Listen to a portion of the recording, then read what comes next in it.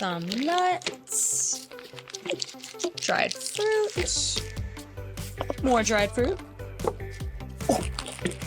Chocolate. Definitely chocolate. Hey, today we're taking a look at the story of how Jesus served up a big lunch to a big crowd. Skylar! One pizza pipe! Ing hot. You okay? Yep.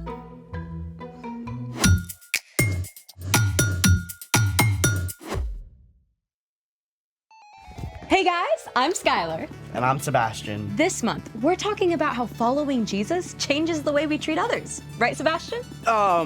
Still not feeling great? I dropped your lunch. Total klutz move. It's okay. I didn't really want pizza. You're literally wearing a pizza shirt.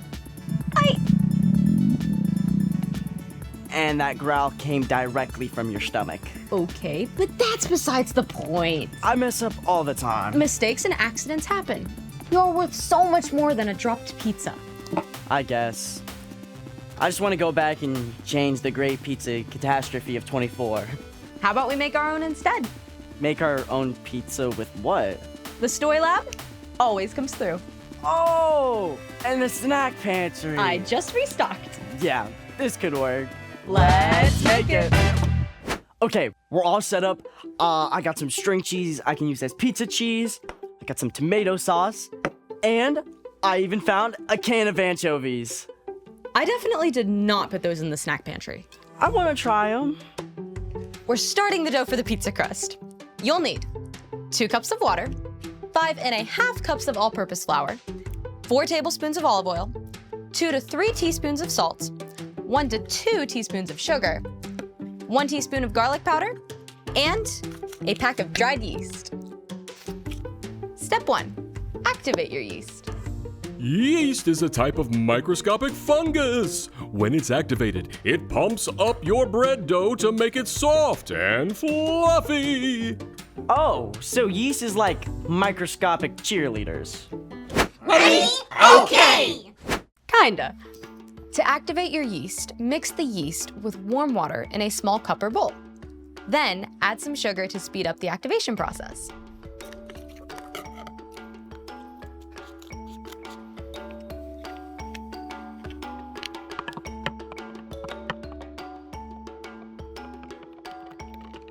Step 2, use a sifter to sift the flour into a large bowl and mix it up really well with salt and garlic powder. We'll need these. This is why cleaning your workspace is very important.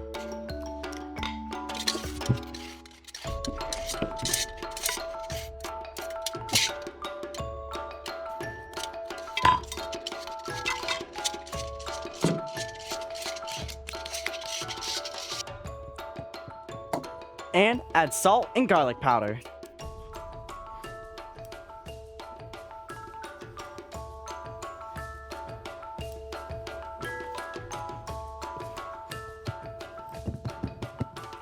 Step 3, add in the olive oil. And you'll want to stir.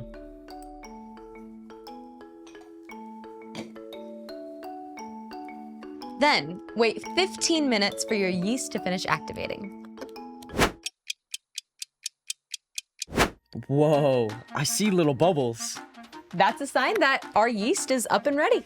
Yay! Go team! Step 4, gradually add your activated yeast to your dry ingredients and mix it up.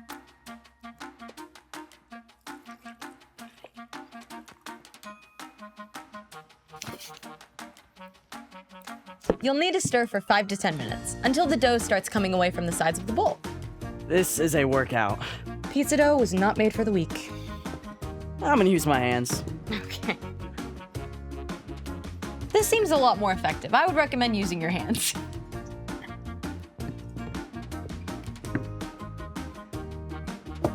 Can you move my cheese and tomato sauce?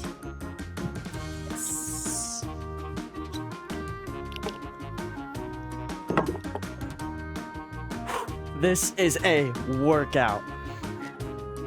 The dough is formed and done. Now it's time for the yeast to help the bread dough grow. Step 5. Put the dough in the bowl. And then cover with aluminum foil and let it rest while the yeast does its thing.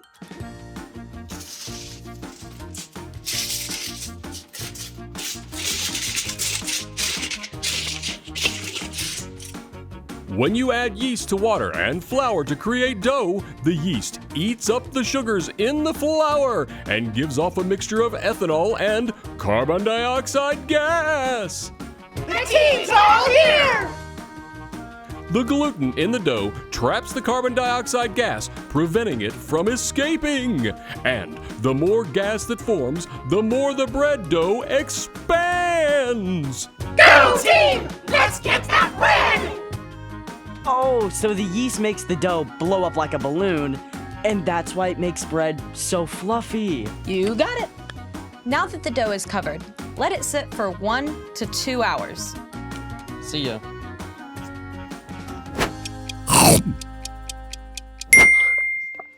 Ooh, let's take a look.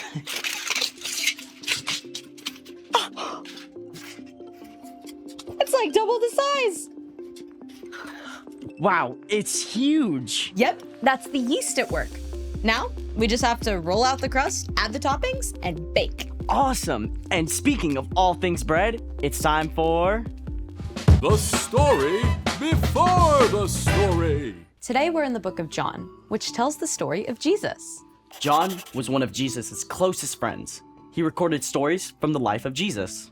John describes several important miracles that point to Jesus being the Son of God, so everyone would believe. Jesus did so many amazing things, and John was always right by his side. Which is where our story starts. Take it away. Hey everyone, I'm Erica. Today's story is a feast for the mind and soul. One day, Jesus and his disciples sailed across the Sea of Galilee. However, a huge crowd of people who had seen him do miracles was hot on his trail. Hey, isn't that the guy who was healing people? It is. Where's he going? I totally want to ask for his autograph. Me too. Let's follow him. Yeah! Jesus went up onto a mountainside and sat with his disciples. But as he looked down, he saw the huge crowd approaching quickly. We want Jesus! We want Jesus! Wow, that's a lot of people. It was high time for a meal, but there were thousands of people and no easy way to find food for all of them. Where can we buy bread for these people to eat? Even if we could buy enough bread for each person to have just a bite, it would take more than half a year's pay. Philip was spot on. The crowds were hungry, and the disciples didn't have the money or food to feed them. The only thing that made sense was to send them away to fend for themselves. But not everyone had come unprepared. One little boy had brought some food. Jesus, this boy here has 5 loaves of barley bread and some small fish that he's willing to share. My mama said sharing is caring. That's great, kid, but how far is this gonna go with that giant crowd? Have the people sit down. If you say so. There were more than 5,000 people present, maybe more than 10,000. Jesus had everyone sit down on the mountainside, and then Jesus took the loaves and gave thanks. Oh, hey, are we getting snacks? Yummers! Jesus began passing out the loaves and fish to the crowd. Somehow, there were always a few more pieces, and then more and more and more, until everyone ate as much as they wanted. Hold up. Didn't we only pass out like 7 things? I'm no mathematician, but... After everyone had finished, Jesus told the disciples to collect the leftovers. They gathered what was left and filled, get this, 12 whole baskets with the remaining bread and fish. 5 loaves plus 2 fish divided by 10,000 times average person size minus hunger quotient. It's a miracle, Andrew. Leave the math to Matthew. The little boy didn't have much, but he chose to give what he did have to Jesus, who used that one small gift to perform a miracle that fed thousands of hungry people. The end. Can you imagine infinitely multiplying snacks? If I was in that crowd, I wonder if I would have shared my food. Well, the kid sure didn't have to share. I mean, he never imagined it could feed everyone, but he chose to step up anyway. So, what's our part in the story? Well, you may not feel like you have a lot to give, but when you choose to trust Jesus and offer what you have, He can use it to meet the needs of other people in a big way. That's what true compassion looks like. Compassion is caring enough to do something about someone else's needs. That can also be the simple stuff, right? For sure. Like, say a friend forgot their lunch. You can share half of your sandwich. It's a great way to show compassion like Jesus. And it's more than just food. Yeah, exactly. You could share your favorite game or toy or book. Or you can share a special skill or talent. Like if you're great at math, you can help your friend with their homework. And if you're good at art, you could share a silly drawing with your friend who's feeling down. You got it.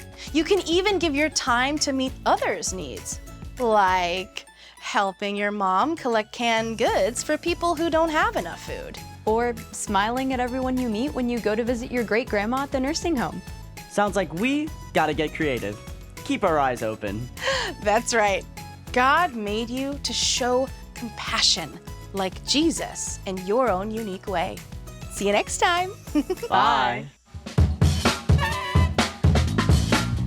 So here's the thing. Use what you have to help others. Right now, I would finally like to help you to lunch. Cheers. It's gonna be good. So yummy. How's your half? Anchovies was a mistake. Thanks for joining us in the Story Lab. See you next time.